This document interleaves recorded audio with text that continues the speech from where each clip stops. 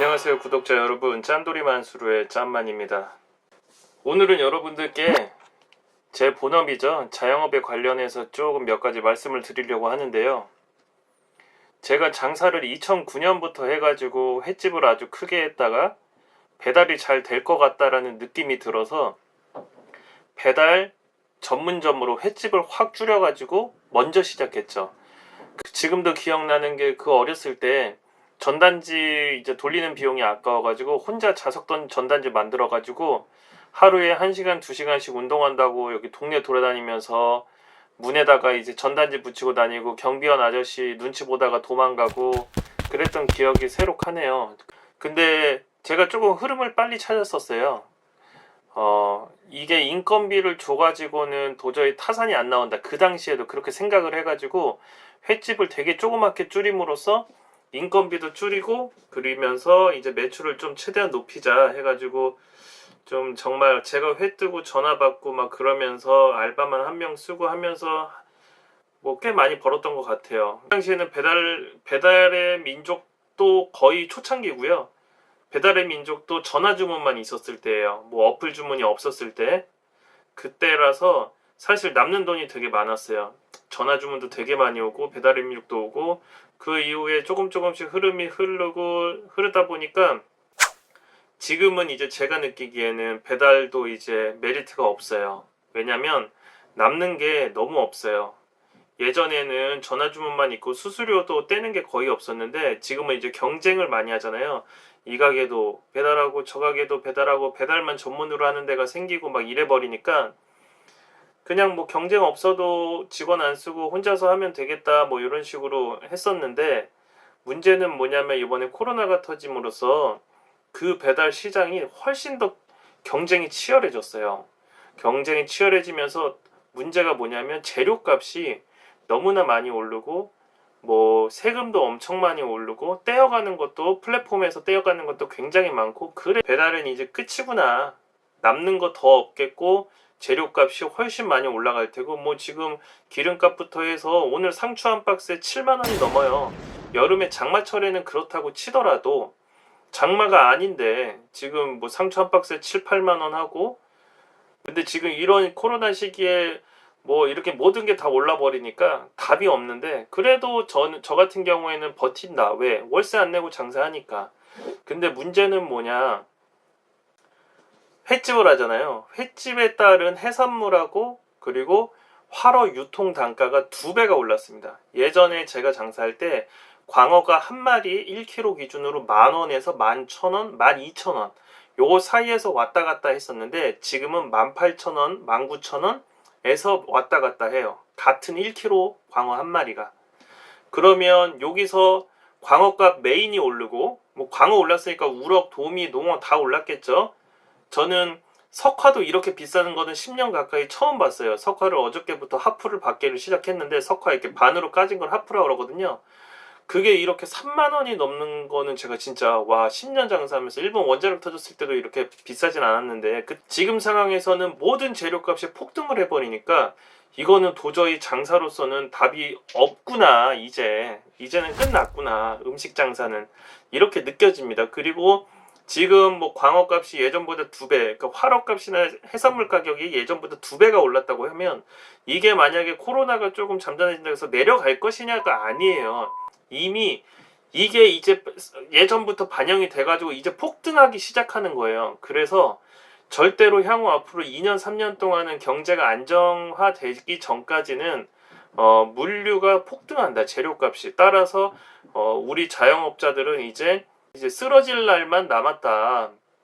지금도 배달 대행료도 되게 비싸요. 3,500원, 기본 3,500원. 물론 고객한테는 3,000원, 4,000원 받아요. 정말 먼 데는 5,000원까지도 받는데 그게 고객이 다 내는 게 아니잖아요. 저희가 뭐 1,000원에서 2,000원 부담하고, 정말 먼 데는 저희가 한 3,000원도 부담하고 막 7,000원, 8,000원 나온 데도 있으니까요. 근데 5,000원까지, 최대 5,000원까지밖에 안 받으니까 저희도 많이 받는 편에 속해요, 배달료를. 근데도 이제 다른 분들 같은 경우는 이제 더 실감하게 되는 거죠. 제가 기사 하나 보여드리고 같이 또 얘기를 하도록 할게요. 대청 전격 결정. 전국의 40만 배달원들에게 세금을 철저하게 징수하겠다. 이거는 되게 현명한 거예요. 맞아요. 징수해야 돼요. 왜냐하면 그래야지만 세금으로 또 나라가 돌아가고 그렇게 되는 거 아닙니까? 그래야 또 복지도 좋아지고 배달원들은 세금을 내지 않으면서 우리가 배달 대행료에 대한 비용을 달라 그러면은 10%를 요구하던 상황이었는데 이제는 무조건 세금을 내야 되고 우리도 끊어달라고 하면 당연히 끊어줘야 되지 않는 시대가 오지 않았나. 근데 아무튼 배달원 세금 징수 문제 관련 단독 보도. 배달원 국세청 배달원 소득신고 절차 강화한다. 결단을 내렸다. 라이더로 불리는 배달원들에게 세금을 철저하게 징수할 계획이라는 보도가 나왔다. 요즘 배달원들 얼마나 많습니까?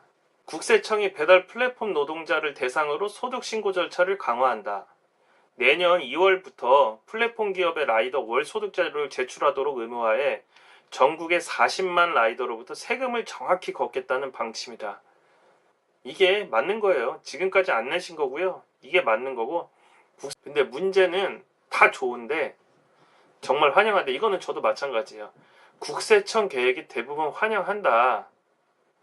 근데 이게 세금 징수가 되면 당연히 배달비 인상으로 이어질지 걱정하는 사람들도 있다. 이거는 당연히 세금으로 걷어간 게 인상이 될 수밖에 없어요. 인상이 되면 우리가 고객분들한테 인상을 할 수가 있냐. 이제 여기가 또 문제죠. 왜냐면 이제 장사하시는 분들은 가게가 다 통일이, 여기는 이제 통일이 되는 거잖아요. 여기는 나라에서 똑같이 걷겠다. 그러면 똑같이 이 사람들이 올릴 거예요. 배달료를. 배달 대행 기사님들이. 예를 들어서 3,500원 받는 데는 4,000원. 제 생각에는 최소 500원은 올라갈 것 같아요. 제 느낌에는. 근데 그게 가까운 데는 500원이지 먼 데 같은 경우에는 제가 지금 8,000원 정도의 거리에 배달의 음식을 하나 보낼 때 제가 고객한테 5,000원을 받고 제가 3,000원을 부담을 하고 있어요. 근데 이게 거리 제한이기 때문에 만약에 여기서 500원 정도가 가까운 곳이 늘어난다고 하면 저 원래 8,000원 정도 내던 데가 8,500원이 내진 않을 거란 말이에요. 그게 9,000원이 되던가 10,000원이 될 가능성이 높아요. 근데 저희가 10,000원으로 인상이 됐는데 배달 대행료가 8,000원에서 그 5,000원 내던 걸 7,000원을 내십시오라고 하면 시켜 먹겠냐고요. 안 시켜 먹어요. 그럼 결론이 뭐냐? 이제 배달로 돈 버는 시기도 지났다. 그렇게 보여져요. 더군다나 저 같은 경우에는 음식 하나가 배달이 되면 좀 많이 남는 구조예요. 뭐 하나 팔면 2만 원에서 뭐 어떤 거는 5만 원까지도 남아요. 배달이 한 번 가면 뭐 적게 남는 건 10,000원부터. 제가 그렇게 세팅을 해놨어요. 그러니까 배달을 많이 안 팔더라도 수익이 좀 많이 남게끔 세팅을 해놓은 건데 지금도 이제 고객분들이 인정하는 요 한도 내에서 그래도 나도 남고 고객들도 만족하는 수준의 가격을 측정해 놓은 거예요. 무조건 싸게만 판다고 좋아하는 건 아니거든요. 그래서 어느 정도의 돈을 받으면서 적정하게 남아야 되는 건데 요렇게 이제 기사님들이 세금을 낸다고 가정을 했을 때 그러면 배달 대행료도 또 오를 테고 유통되는 화로랑 해산물값 비싸죠. 횟집 기준으로 말씀드리는 거예요. 거기서 인건비 또 올라가죠. 월세 안 오를까요? 월세 무조건 올라요. 왜냐면 지금 이제 건물주분들 입장에서 생각해보면 코로나 때 힘들었죠. 월세 못 받은 것들도 엄청 많고 그리고 세금이 이번에 그 세금 재계약하시는 분들, 재연장하시는 분들 0.3%에서 0.5%씩 다 올랐을 거예요. 그거 몇 억으로 따지면 되게 큰 돈이에요. 세금 올라가죠. 나라에서 떼가는 재산세랑 다 올라가죠. 그렇기 때문에 월세 인상이 불가피할 수밖에 없을 거예요. 그러면 자, 건물주 입장이고 자영업자 입장에선 과연 견딜 수 있을 것이냐. 특히 다른 자영업이 아니라 이렇게 제가 하는 것처럼 음식, 뭐 식재료랑 인건비랑 자기의 피와 살과 뼈를 녹여서 진짜 한 달에 한 500이고 1,000만 원이고 그 사이를 버는 정말 열심히 해가지고 하는 분들이 이제 수입이 500 버시던 분들이 300으로 줄 거란 말이에요. 거의 제 생각에는 한 200 이상은 줄어요. 기존에 벌던 거에서. 그러면 힘이 났나요? 힘이 안 나요. 할 수가 없어요. 남는 게 없어가지고. 그러면 대안을 어떻게 해야 되냐 이런 생각을 해야 돼요. 그냥 무작정 견디기만 하고 그럴 게 아니라 어떻게 해야 되냐. 그래서 그냥 저는 최근에 그런 생각을 해봤어요. 아, 내가 하고 있는 이 횟집이랑 그리고 횟집을 과감하게 포기하고 매운탕집을 전문으로 밀키트라고 요즘 유명하잖아요. 무인. 아예 직원 한 명도 안 쓰고 무인으로 한번 돌리면 어떨까라는 생각을 해서 한번 무인에 관련해서 제가 또 이제 무인 밀키트를 관련해서 공부를 좀 했습니다.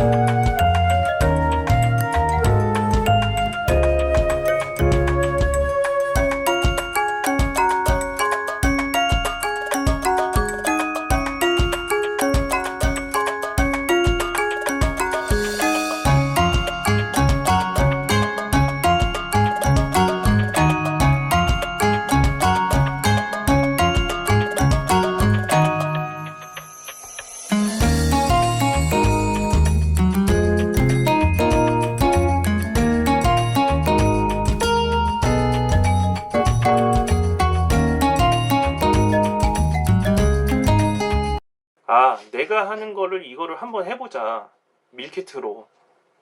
밀키트로 해서 체인을 낸다는 게 아니에요. 이렇게 해가지고 내가 지금 운영하고 있는 식당에다가 테이블을 다 빼고, 예전에 제 영상 보신 분들은 알죠? 제가 테이블 빼고 아이스크림 집어넣어가지고 금방 이제 무인 아이스크림하고 무인 카페랑 같이 운영한다는 거.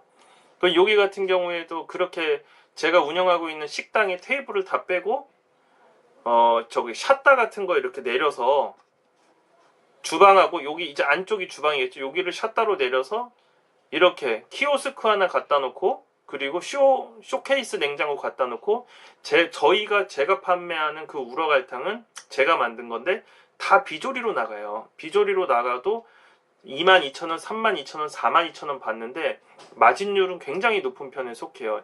예전에는 뭐 32,000원짜리 하나 팔면 18,000원에서 2만원 가까이 남았는데 지금은 뭐 재료비가 올라서 그거보단 적게 남겠지만 어찌됐건 하나 팔면 15,000원 이상 남아요. 그렇기 때문에 이거를 과연 무인화를 시켰을 때 24시로 세팅만 딱 해놓고 다음날 갔을 때 과연 얼마가 팔릴 것이냐.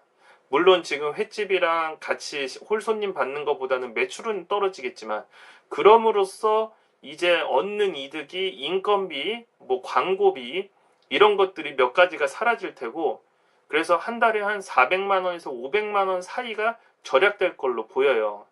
지출이. 수입은 거의 비슷하지 않을까요? 제 느낌엔 그런데 한번 그건 제가 뚜껑을 열어보고 그러면 결론은 뭐냐.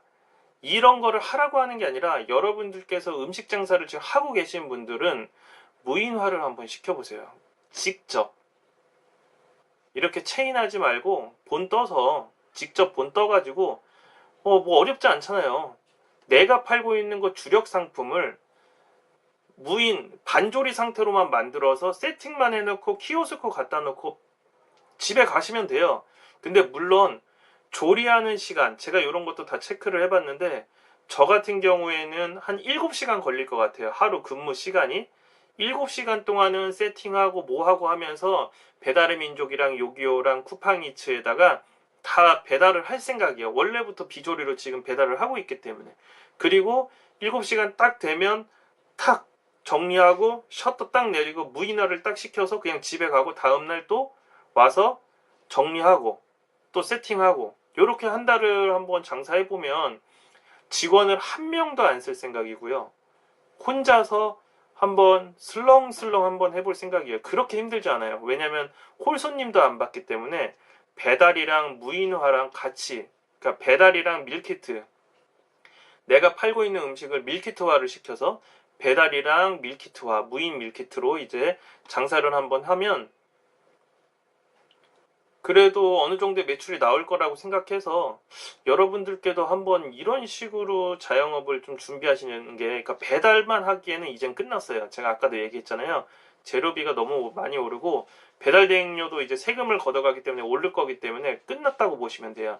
이런 거를 좀 빨리 캐치하셔가지고 홀만 장사하시는 분들 지금도 있어요. 배달 안 하시고. 그런 분들도 빨리 배달 시작하시고요.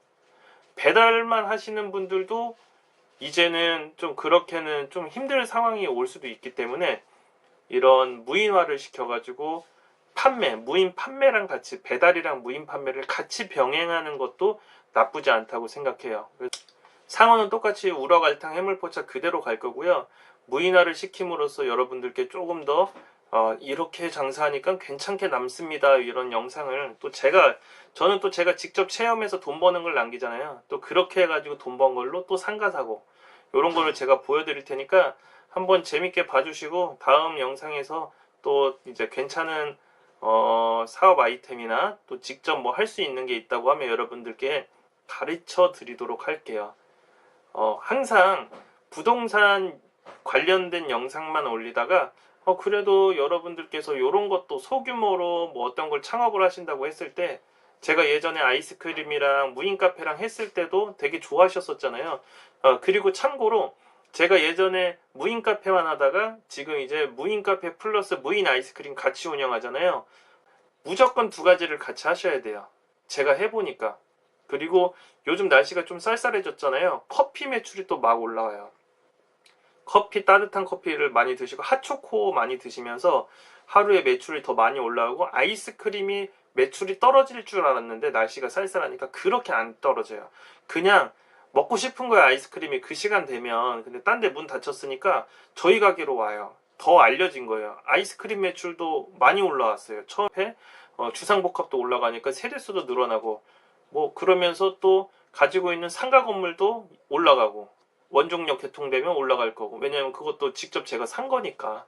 뭐 이런 식으로 해서 복합적인 좀 투자를 하는 그런 방식을 여러분들께서도 좀 취하시면 괜찮을 것 같습니다. 그래서 오늘은 이렇게 여러분들께 음식 장사 하시는 분들한테 너무 홀만 고집하지 말고, 요즘 대세가 배달이라고 해서 배달만 또 고집하다 보면 도태될 수도 있으니까 이렇게 무인으로 밀키트화를 시킨 거랑 배달이랑 같이 접목을 해버리고 홀을 조금 버리면 어떨까? 대신에 인건비가 팍 줄겠죠. 주방 아줌마 안 써도 되고 서빙 아줌마 안 써도 되고.